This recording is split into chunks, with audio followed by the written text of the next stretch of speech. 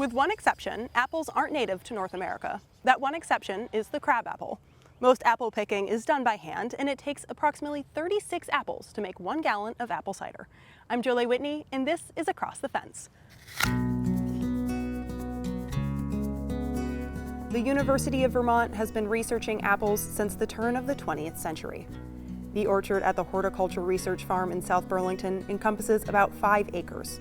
The steward of this farm and the manager of the orchard is Terry Bradshaw, a professor and the chair of the UVM Department of Agriculture, Landscape, and Environment.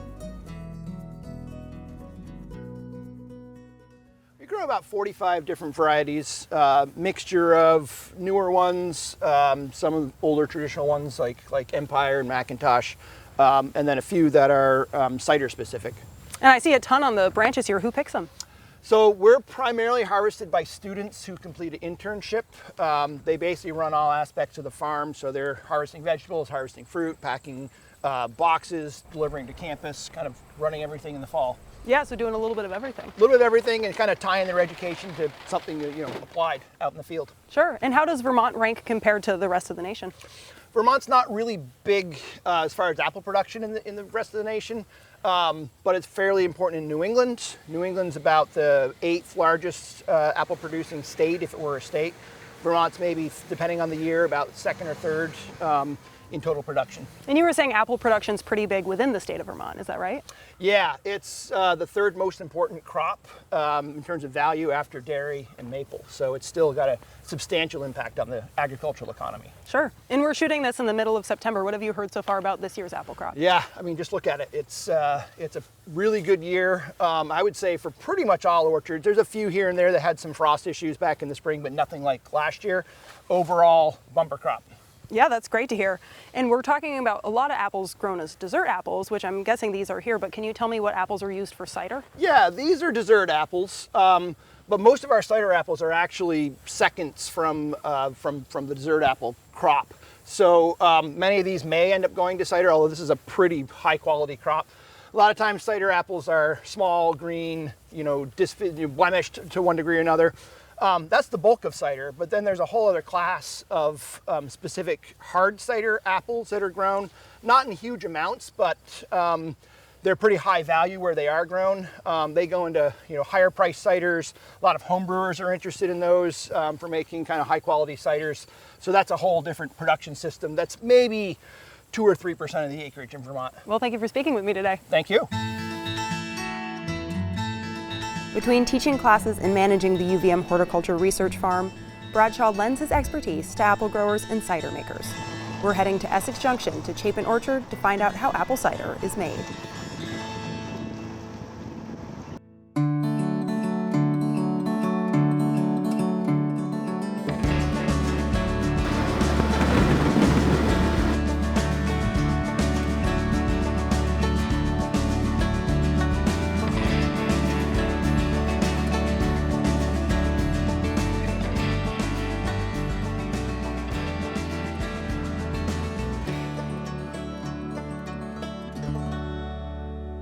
Chapin Orchard has been in operation since 1929. Today, it's owned by the Murdoch family.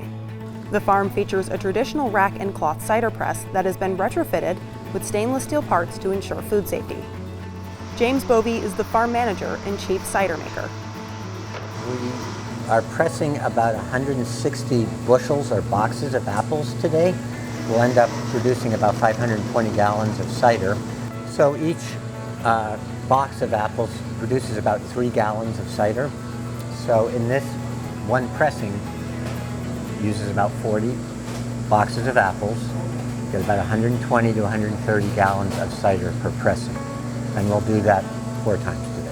And when you do this process, how much pressure is it under? The racks and the claws in this pan will get pushed under the press, and there's a hydraulic ram underneath the racks and claws, which comes up and puts everything under pressure, and it goes up to about 2,200 pounds of pressure.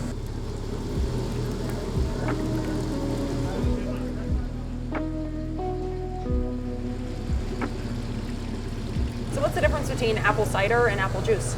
Apple juice is highly filtered, and cider is just minimally filtered. We're just trying to get the some of the bigger pieces out, the seeds and the skin, but it's really an unfiltered product. That's the first thing.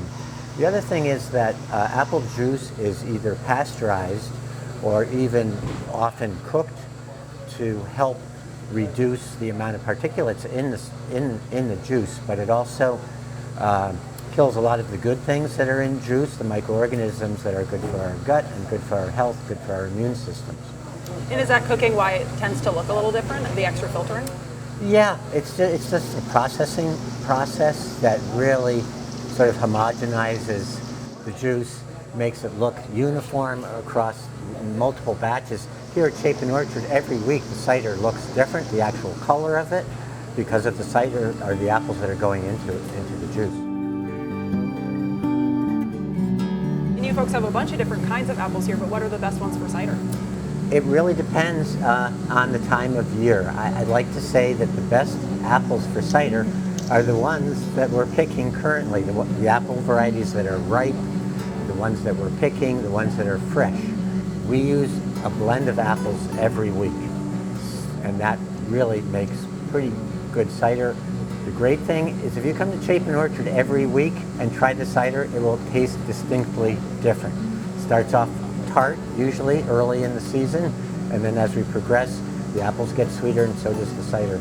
Great reason to come back. Absolutely. And you actually use a rack and cloth process. Can you take me through that cider pressing process? Sure. We wash the apples, they go through a grinder, and then I will be up here pumping out the pulp and the pumice into the cloths that are spread out on top of a plastic rack, and then the cloth gets folded over the pumice, another rack goes on top, another round of pumice, another rack, until this is built up to about 14 cloths and racks high. Sure, and the pumice is those ground apples, is that right? Yep, it's the pulp, it's like an applesauce consistency.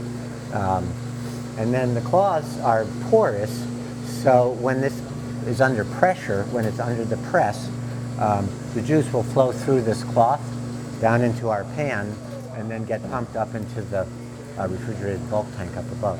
All right, now let's talk about apple cider's fun brother, hard cider. Is that a difference of just adding yeast?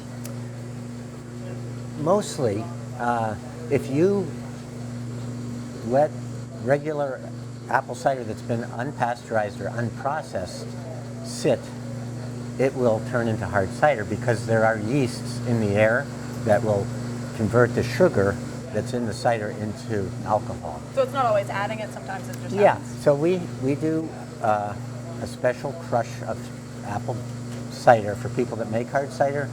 Most people add yeast. Some people go just completely natural and let the cider and the yeasts that are on the skins of the apple that end up in the cider ferment the juice. The other difference between that is important when you're making hard cider is the yeast, but it's also keeping air out of the fermentation process. So people will put a little airlock on their jugs to keep air from contaminating the cider. You'll end up with vinegar if you let your cider be exposed to the air when it's fermenting. All right. Yeah. If you'd like to try your hand at homebrewing hard cider, check out The Crush at Chapin Orchard. Visit their website for details or follow Chapin Orchard on Instagram and Facebook. Jolie, I hear Cortlands are your favorite apple. They are, thank you. I'll save this one for the ride home. So how's your season been so far? It's been excellent, outstanding actually. It started off strong and it's gotten stronger as September's coming to an end. The weather's been excellent. We're expecting a beautiful October. And you pick apples so people can come and pick their own in September, but how long does it usually last? So November 3rd, we're open right through the weekend after Halloween, and we expect if the weather holds up, we could be picking right to the end. It's such a large, robust crop, and it depends on what Mother Nature does. If we get a couple of severe freezes down in the low 20s in late October, then that'll pretty much end everything. And when the season's done, who comes in and picks all the leftover apples? So I do have volunteer groups. My Rotary Club in Essex comes out a lot of times when I have extra apples, or we glean a lot of the fruit that might be left, and we provide it to 4 local food shelves. And apple picking, and you pick, of course, is a big agritourism industry in Vermont, and it must be kind of a hassle to have so many people here, but what do you get out of it? No, we love it. You know, our season, it is our home, and but we do invite the public on for 2 months. We have 10 months by ourselves, and then to prepare for the people to come out. But we try to make this place something that people want to come to, and it's, you know, it is our home, so we treat it that way. And we invite people here, and we get excited when they're excited. So when it presents itself and people come here and they see that, you see that look in their eyes, and they look at this barn and the property, they just are amazed, and that makes us feel good about what we're doing. And so for a novice apple picker like myself, what are your recommendations if I come to an orchard like Chapin? So I say it a million times during the season. Go to the end of the rows. Don't pick on the first tree. The rows are long. There's people a lot of times will come and pick the first tree and fill their bag and then be on their way. If you get to the end of the row and then you walk back and pick, you get a chance to see what the orchard looks like, full of apples, and you get to see where the best apples are. My thanks to Terry Bradshaw, Chapin Orchard, of course, and our Across the Fence Roadshow team, Ben and Keith. How do you like them apples? I'm Jolie Whitney. Have a good one.